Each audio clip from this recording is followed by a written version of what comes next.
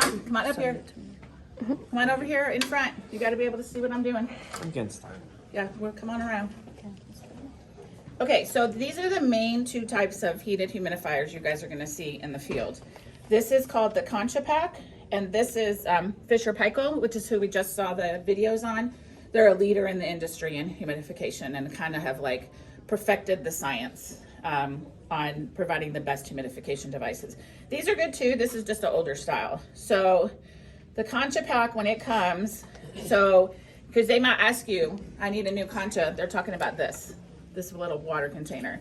So when these come in a package, so first off, very careful to not pull this out right now, because what's gonna happen? Water's gonna go everywhere. So you have to take these like this and take them like this and then take these out. Oh, And then, it's getting water. I know, that's because I didn't clip it off. There's another problem. Can somebody clip this off? It's okay, this is why we do it. So you gotta clamp it. You gotta push it through there and it's hard, yeah. Well, this one's kind of broken. There you go. So you'll clamp it, you should clamp it before you take it off, case in point. And then, so if we were replacing this, this is what we would do. We put it in the sink, because not every bit of it's gonna run out unless you followed a bad RT who let it completely run dry. Then you go get a new one. So a brand new Concha pack comes with this and this. So this just pulls right out. Be careful if it's been running, because it will be hot, very hot. And there's water in here. So I can throw this away and this away. A lot of times though, you're just gonna be replacing this and not this. So this we can just leave in. But if you're getting it for the first time, you need both. So this will come full and these will be like this. So when you're ready to put it in, you're just gonna do this. Work around whatever you're working around, put it in like that. Then same thing. Now if it's brand new, you can put it in there and then spike it. But I can't do that because I have to. Where did oh, here it is. So this, now I'm gonna take it, so I'm gonna spike it like this. Then I can turn it, put it in its container, and then spike the top. Open my ports, and then it'll fill the humidifier. Now, depending on what you're hooking it to, either way, you've got two ports. So when we're using it with a heated humidifier, or you're also using this with bubble CPAP in the NICU, one of the sides gonna have this pressure pop-off port that goes to the flow meter. The other side would go to the high flow nasal cannula, which is right here. Then there would be wires that these would connect to. So you would know that those, and that would go underneath. And then there's another wire underneath here. And then there's a temp probe that goes here. So all of them, a temp probe is always gonna be on the inspiratory side, because I'm gonna show you how to do it through a vent. And then you would turn it on and set it to 37 degrees. If you do a breathing treatment, you usually have to turn it off, because the breathing treatment's gonna cool it down. So it's important to remember too that, see, we have these wires in our circuits.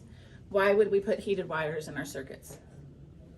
Heat up the Why is that important though? Because if airways bypassing, so it has to be heated to if it go to trach or ET tube. Okay, so what would happen if I didn't have heated wires in the circuit? Condensation. What? Condensation. Yeah, condensation. Why?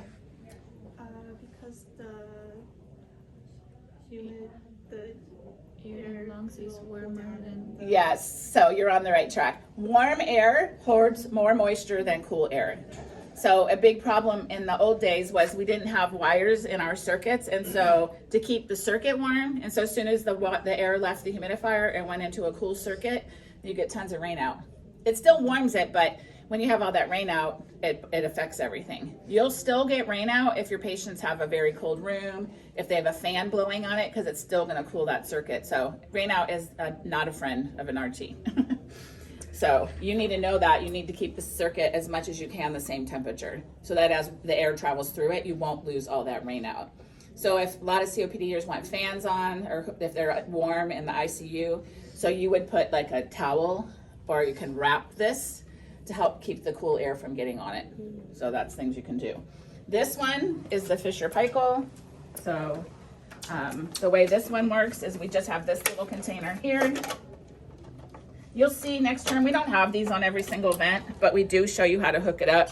So with this comes in a package and it has little ports on it, so plastic tops, so you take that off. And then you just take this and put it on your hot plate, which is really nothing, that's all it is.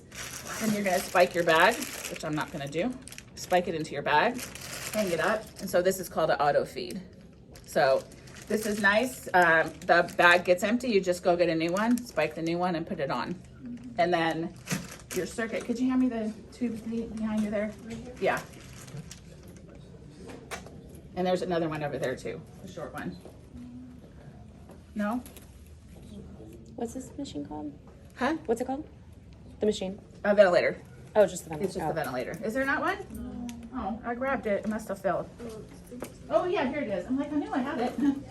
So for a ventilator or like a BiPAP machine or something like that, you have to have the air go from the machine to the water, from the water to the patient. So it always needs to be on the inspiratory side. So you'll learn the difference here, but I'm gonna tell you right now that this one is inhalation here. So from the inhalation side to whatever device it is, to the right port on here, one is in, one is out. You hook that, so the air is gonna come from the device to the water, pick up the heat and moisture, then it's gonna go from the water to the patient. And we know that this is the side because this is where the temp port's gonna go. And then we would hook it up and go back to the ventilator. So that's how that works. That's it. Are these tubes all disposable? Yes. Yep. Single Are they patient use. single use or? Yes. Single patient use. Well, I mean, like if the water runs out, you don't have to replace all that. No. You just put new water on it. Yep. And Okay. How long it can be on patient like these disposable tubes? Unless they get visibly soiled, we don't change them because then you're Okay, opening up your circuit to air and infection. So we don't change them anymore unless you absolutely have to. Okay. They stay on the whole time. And that's if they're on vents long term. Anything over 24 hours. Yeah. Unless they're post-op, pretty much anybody else is going to get a heated humidifier. All right, guys.